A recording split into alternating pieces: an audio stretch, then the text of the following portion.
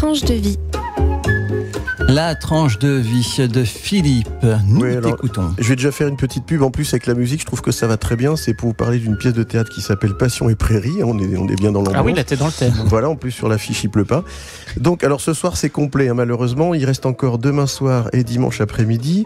C'est au Théâtre de la Source à Tomblaine. Donc pour ceux qui connaissent, c'est le théâtre en kit. Donc samedi 4 février 20h30, dimanche 5 février à 16h.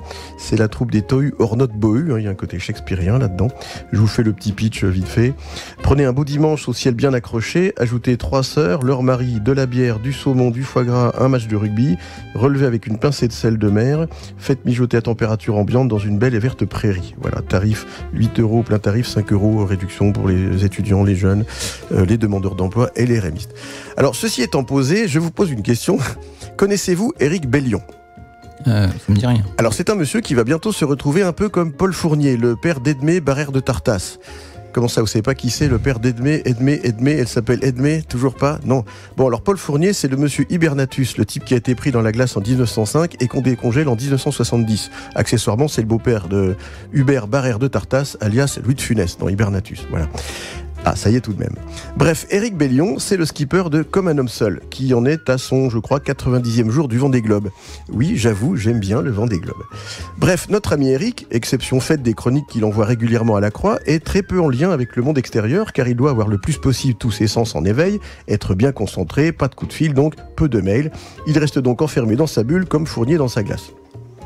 Il annonce donc que l'Éric qui reviendra au Sable d'Olonne ne sera pas le même à l'arrivée qu'au départ, enrichi de son périple marin en solitaire.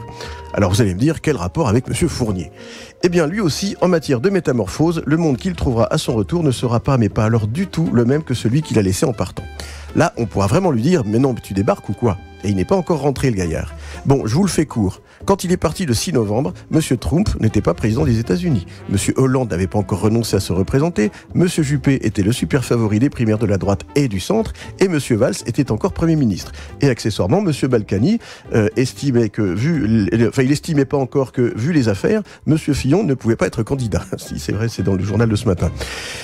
On vous l'a dit, le changement, c'est maintenant.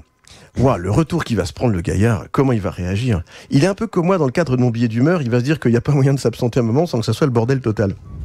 Et partant de là, il y en a un qui devrait un peu accélérer la cadence, c'est notre ami Sébastien Destremo, la lanterne rouge de la course du Vendée Globe, parce que s'il met pas un coup d'accélérateur, quand il mettra pied à terre, elle sera redevenue plate, la grande muraille du Mexique sera visible depuis la Lune, Sarko sera redevenu président de la République française, le pilote automobile François Fillon roulera plus que jamais le pied dedans, mais plutôt le pied droit, pas celui qui porte bonheur donc.